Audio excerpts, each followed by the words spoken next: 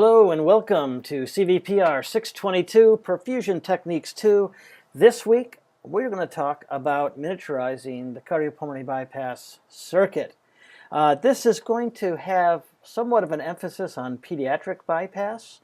Miniaturization has been keenly looked at in this subspecialty of our field, mainly because of the inequitable ratio between the patient blood volume and circuit blood volumes. And so miniaturization has become really important for doing bypass on babies especially. But the same principles of circuit miniaturization can be applied to our adult circuits, and it's very important, I think, for that to happen, especially when we're dealing with some of the really higher acuity, smaller patients in that population. So we're going to be talking about miniaturization. We'll be discussing pediatrics a lot, but it's the principles of miniaturization that are important here. So regarding neonatal bypass, there's been a lot of work in techniques. You can see temperature management, blood management, pharmacological, vacuum, crits, pressures, prime contents, myocardial preservation, all the ultrafiltration techniques. And then also on the product side, surface coatings, circuit miniaturization, some of the smaller components that are out there.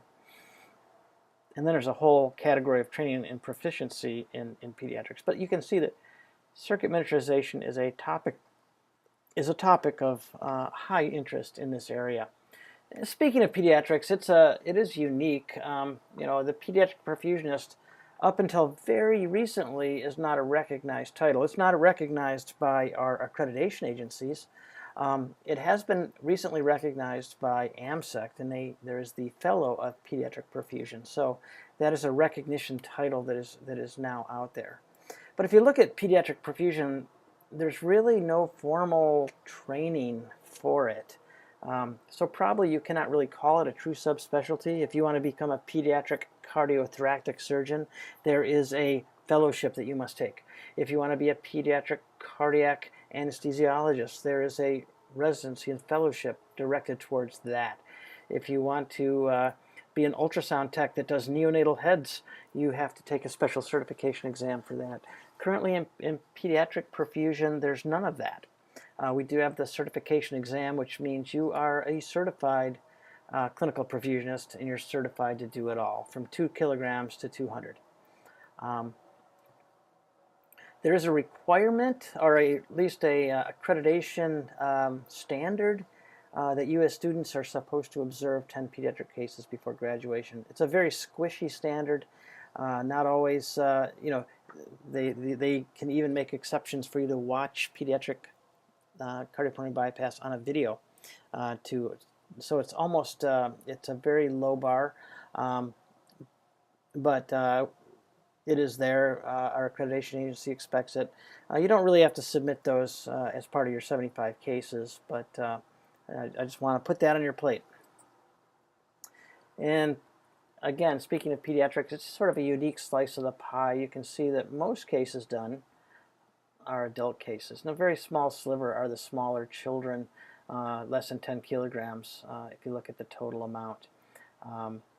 So the likelihood of a class of 12 for doing pediatrics is probably, maybe 2 out of this class will end up in a pediatric-only kind of environment right out of school. The distribution of pediatric cases in the United States is pretty interesting. You have really 15 centers that do about a third of the total cases. These are the larger centers that do many cases, and there's about 120 perfusionists that are just purely pediatric perfusionists. Then you have a 30 to 40 centers, and they're in the middle of the road. A lot of the centers are, the perfusionists may do peds and adults, sort of a combination. Maybe the pediatric group within this hospital is sequestered, but maybe not. And then there's another whole bunch of centers that don't do a lot of procedures, and some of those perfusionists touch those. So it's a real unique kind of environment in pediatrics in the United States.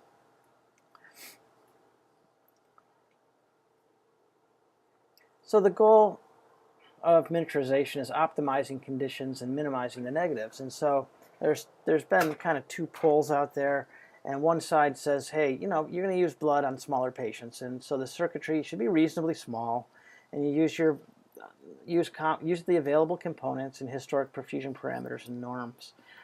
On the other hand, there's been the other side of that pole is this idea that no, smaller is always better. Bloodless bypass in infants is possible. We should work towards applying this. And we should really push the envelope and not be confined by historic perfusion parameters and norms, but really push the limits of miniaturization. And this is true in adults too. You'll see some centers being very aggressive with minimizing their circuits, treating every patient like a Jehovah's Witness, trying to use zero blood products whenever possible. And that should be a goal too, because blood products not necessarily a good thing to give our patients. So how radical do we approach miniaturization? And that's going to be one of those differences you'll see out there. So it is a matter of proportions, especially when we're dealing with neonatal versus adult bypass. You know, your 75-kilogram adult, he'll have about 4.5 liters. Even a large prime circuit is about 1,500 mLs, and so you know the prime volume to the patient blood volume is about 33%. 3-kilogram neonate, however, their blood volume is 255 mLs, and you know you can get your circuit volumes down to 400, or maybe even 300, depending on how you calculate it. But you can see this ratio. The circuit volume is actually greater than the blood volume of the patient, and so you can see that you'll have to prime with blood in this instance. And you know, in fact, most of the circulating blood volume after you go on bypass is represented by what's in the prime, and so we have a much different ratio between these two, and therein lies the problem. We can scale down our circuitry to a degree, but we still have a disproportion. So if we wanted to make things all equal, we should prime with 7 liters of blood for the adults, or if we really want to have these ratios to become more similar, we'd have to have a circuit prime with 84 mLs to make the 3-kilogram infant and neonate having the same proportion of blood volume to prime volume, the same as an adult. So that's our challenge. And so the motivations for circuit miniaturization is reducing prime volume, which will help us avoid using donor blood. That also reduces the risk of infection, immunological problems, metabolic problems, availability and cost. And there may be parental preferences to avoid the use of blood as well. Avoidance of hemodilution. Hemodilution, again, it goes hand in hand with this reduction of prime, but you know, we don't want to have gross hemodilution that can trigger capillary leak and edema, especially in the children. We have dilutional problems with the clotting mechanisms. And third, a reduction of synthetic surface area. So just reducing that foreign surface area, the amount of exposure and the contact activation that blood can have in our circuits. So let's look at these things one at a time. Let's look at avoidance of donor blood and those problems. Oops, I apparently have a second. So avoidance of donor blood, I mean, there's plenty of papers out there. Low volume extracorporeal priming volumes for infants of benefit. In this paper, they were able to, they studied 80 infants with a small circuit. The priming volume was greatly reduced. 25% of the patients, and these are small babies, 4.6 kilograms, were asanguineous, no blood whatsoever. Postoperatively, 3.7%. So most of those patients did end up getting RBCs, but there was about 4% received no blood products at all. And the FFP used was also greatly reduced.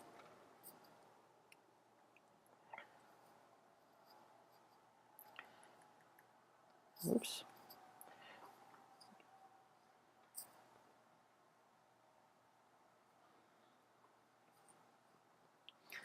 So this was an interesting paper back in 2001 by Timothy Gourlay out of Great Britain, and he found that just by reducing the amount of PVC tubing exposure, produced less CD11B integrin expression on neutrophils, and that's a marker of the inflammatory response. So just by reducing the PVC tubing component, the surface area of PVC tubing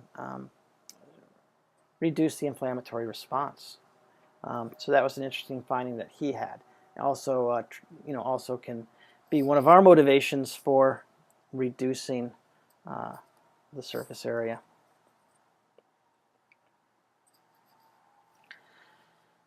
So one of the things you'll find talking to other perfusionists is we use priming volume, but we have to really understand when somebody says what their priming volume is, what do they really mean? So let's sort of define that. Certainly the priming volume is going to encompass the venous line. It has a length and a diameter and a volume associated with it. We have a venous reservoir, and it's going to have a certain amount of volume in it. There'll be some sort of tubing in and out of a raceway or a centrifugal pump, and all of this has volume. There will be an oxygenator, and that oxygenator has a static priming volume.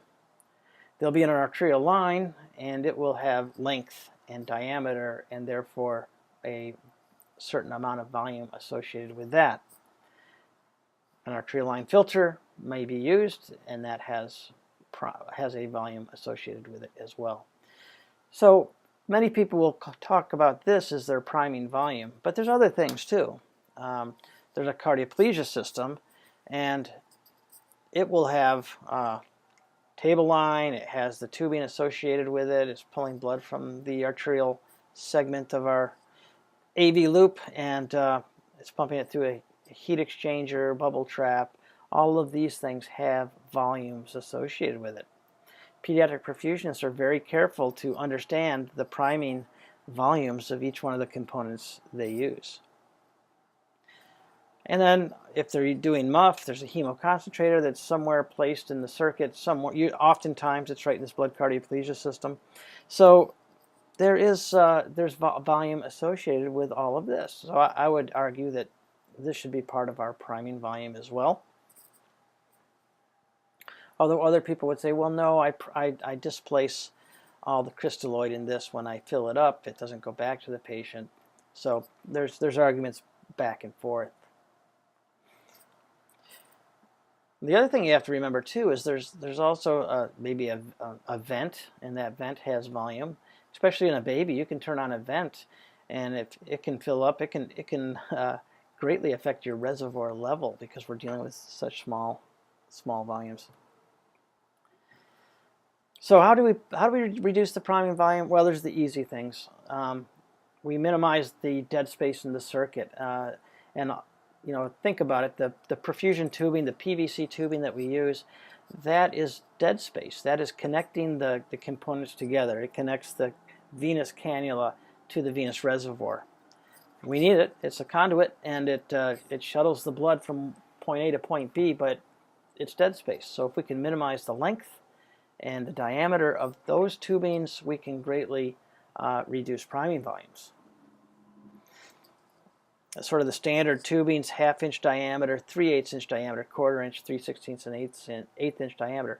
Clearly, 1 foot of 1/2 inch tubing has a lot more prime than a foot of 3/16 or a foot of 1/4 or a foot of 3/8 inch tubing. So if we can minimize the diameters, maybe we can use VAVD and use a 3/8 inch venous line and reduce that prime volume significantly. So the easy things, length and diameter of tubing. And oftentimes that could mean let's rearrange things a little. Let's make things concise. Let's get rid of some of that dead space. So maybe we can move the cardioplegia pump adjacent to the arterial pump. So these line lengths change. Maybe we can reorient the pump so that the line lengths from the table to the reservoir are different as well. And you can look at it. The cc's per foot. If you go from 1/2 inch to 3/8 inch, you've almost cut the volume in half for the same length tubing. and then again for 2/4 inch, then again for 3/16, and then again for 1/8. So understanding the flow capacities of these tubing diameters and maybe what other kind of techniques you would use, say VAVT, can really make a difference. This is a paper out of Portland, Oregon. You can see Carmen Giacomuzzi, CCP. I always like to see a perfusionist on the author list when they're talking about cardiopulmonary bypass paths, optimization strategies. And so Carmen is the chief at out in Dornbecker in Portland. If you have a rotation there, you'll meet her. She's tremendous. So about half the centers were using 3/16 inch arterial lines. Back then, that was pretty amazing. Today, it's pretty commonplace. That number's much higher today, I'm sure. And if you look at the tubing flow ranges, again, this is advocated by centers. I'm not necessarily recommending these per se, but 1/8 of an inch, you can get up to 300. You might be able to squeak out an arterial flow at 400 cc's a minute. So 1/8 inch arterial line, that's going to be used on the smallest of small babies, the 1.6 kilogrammers, the little babies, maybe pushing it on a bigger baby that's a Jehovah's Witness.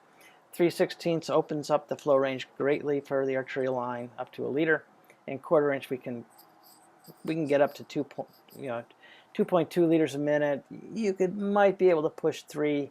Some are pushing 3.5, but this is really comfortable in terms of Reynolds number and turbulent flow that you'll encounter as you go up on flow in the smaller diameter tubings. Most centers are going to use the 1/4 inch venous line up to about 1,300 mLs a minute. If your top flow is 1,300 mLs a minute, they would use 1/4 inch venous lines. But augmented venous drainages have really changed that paradigm. We're seeing more and more centers going down to, on the pediatrics, 3/16 inch venous lines. And then on the adults, we're seeing some centers have almost completely abandoned the 1/2 inch venous line. So component selection is important if you're really focusing on priming volume, especially in pediatrics, but also in adults. Things have volume. Oxygenators have prime volumes. Arterial line filters have prime volumes. Cardioplegia systems have prime volumes. So oxygenators have gotten smaller and smaller over the years. I mean, I've used every one of these oxygenators. Oh, this was a beast. I love that old VPCML. You could plug in here at the top and go down 2/3 of the membrane. Out the bottom, you could go on this side and go down 1/3 of the membrane for the little babies. These things would wide together. You could use 3 sides for bigger kids. There's the Minimax right there. That was awesome. Here's the Kobe Micro. Love that little guy. Then came the Lilliput. This was fantastic. You had to have a PhD to run the manifold. It was really cool though once you got it down. There's the Baby RX in the Terumo family, and then the small Sorin. One of the big controversies in pediatric perfusion was, should you use an arterial line filter, because that could represent up to 10 to 20% of the entire priming volume of a bypass circuit. With the integration of arterial line filters into the oxygenators, this has become less and less of a factor. There were centers that took the arterial line filter out of the circuit, but most centers always use them. It's a standard of practice, standard of care out there. But do you really need them?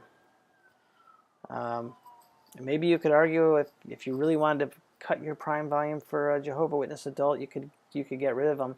There's really no good evidence that says arterial filters are great. It's a level 3 degree of evidence. So there's no scientific evidence about the usefulness, efficacy, or treatment.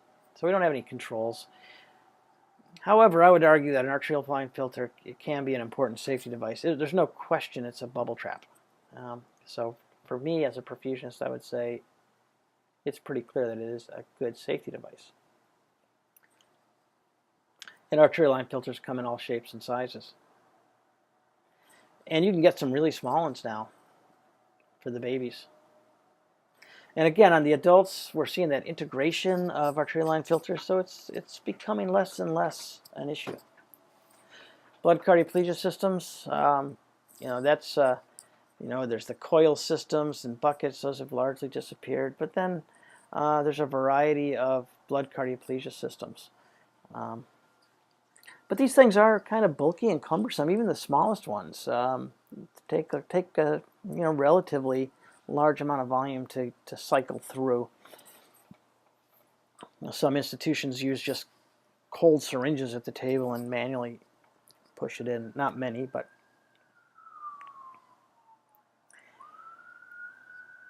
But one thing Martin Elliott said way back before you were born was that in the long term, the whole basic concept of venous return and arterial pumping must be readdressed. And, you know, he challenged this paradigm. Why do we have all these pumps arrayed at the bottom, you know, and the bed's up high, and you just have to have all the tubing coming down? Well, you know, gravity drainage is one of the reasons. But he envisioned something where everything is up at closer to the patient.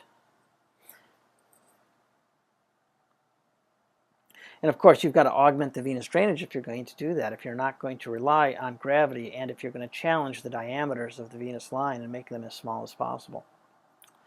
But there are some safety issues. You know, if you really shorten up a circuit, make it really tight, you can have shortened reaction times.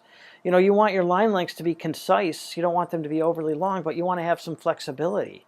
I've heard reports of that the lines are so short that they're tight as guitar strings going up to the field, and a resident's leaning on them and popping them right off the venous reservoir. So there are some issues that we have to consider. We don't want to make these circuits so rigidly small that there's unforeseen problems. And one of those is shortened reaction time. And we try to get around that with really strict adherence to servo regulation, level detectors that stop the pump immediately, bubble detectors that stop. They can also impact protocols, and they also require some kind of assisted venous drainage to make these really small circuits work. And that can introduce microemboli.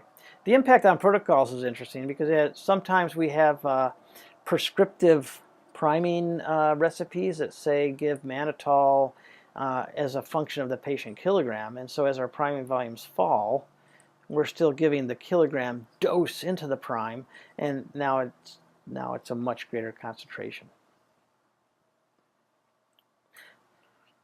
So we did a study down at Duke, and we made this really tiny circuit. This was a really fun project, and we saw that in our animal model that some of these safety issues need to be addressed. And one of those is the shortened reaction time. We had this thing really small, tiny circuit right up on the field. It was concise. It had all the safety systems in it, but you felt very vulnerable. You're going to have to augment the drainage, and in this is Richard Berryessa, and he talked about using vacuum in pediatrics, which back in 2000 was kind of, we were all a little sketchy about it, but we became comfortable with it.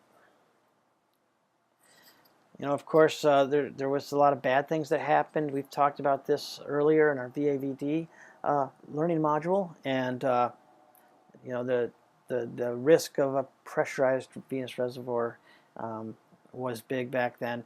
A little less today with our awareness and with appropriate safety devices and positive pressure relief valves. Tim Wilcox has studied vacuum-assisted venous drainage and the microemboli, but he felt that using arterial,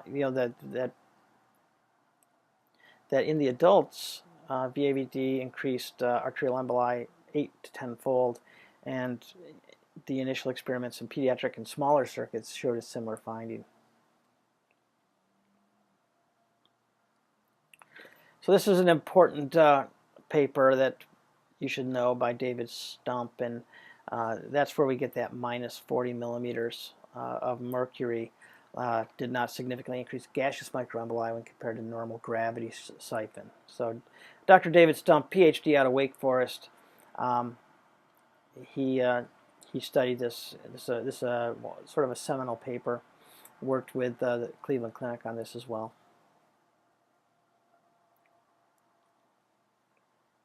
So VABD appears to be the best way to reduce the circuit's dead space because you can really cut down on the venous diameter and reposition the pumps closer to the up higher and closer. And by 2005, that we see in the smaller circuits out there that it went from 24% in 1999 to 46 in 2004, and I think it's probably well up into the 70s today.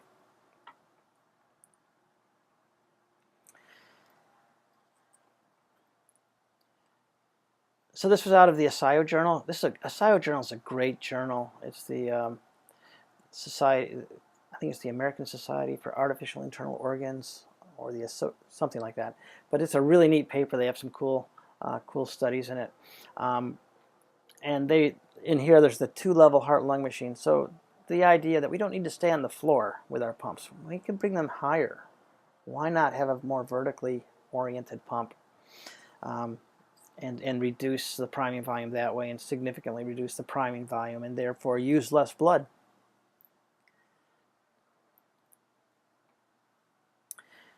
So again, Dr. Ungerleider, Jamie Yu, SUNY graduate, SUNY alert, and Ed Hickey out at this was a collaborative paper between Dorenbecker and Toronto's Hospital for Sick Kids.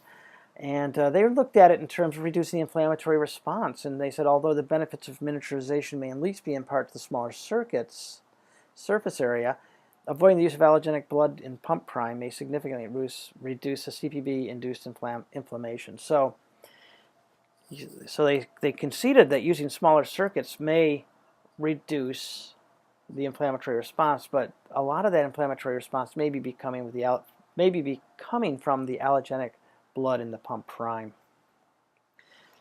So here's that little circuit that we made at Duke. You can see that little Kobe micro pump, little dinosaur.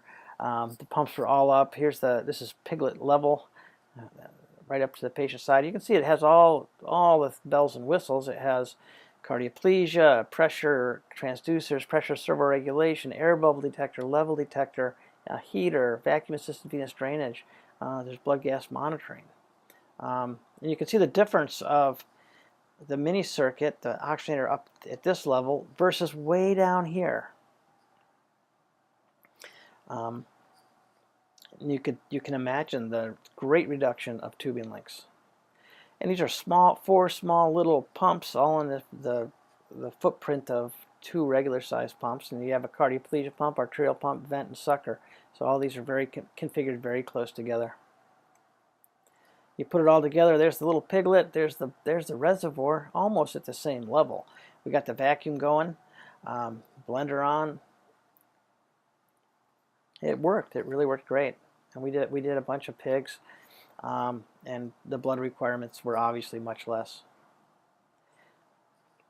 This was an interesting approach because if you move everything up to the field, sterility can become a problem. This was a heart-lung machine that had this kind of sterile barrier, and the pump lines would kind of go right through the middle of these clear transparent barriers, so you could actually see them going out of the field. Your perfusionists were standing up in this model.